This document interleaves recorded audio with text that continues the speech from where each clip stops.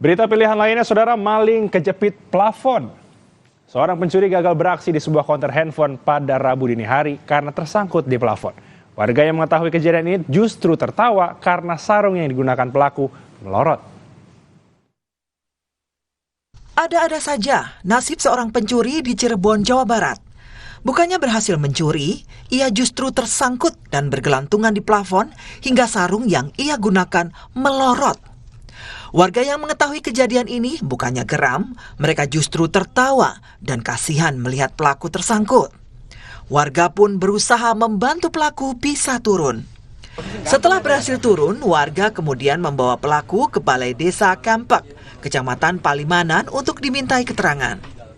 Pemilik kios menyebut aksi pencurian ini merupakan kali ketiga dan dilakukan orang yang sama lantaran pelaku masuk dengan cara membobol plafon. Masuk tapi kepala nggak masuk karena lubangnya mungkin terlalu kecil. Kejebak di mana? Tersangkut ya itu ya? Itu tersangkut di mana? Tersangkut di plafon. Di plafon? Iya, jadi posisi kepala nggak kelihatan, kalau dari leher ke bawah kelihatan. Posisi yang mau masuk ke sini tuh mungkin karena udah kecapean, jadi ya minta ampun, minta tolong kayak gitu tuh.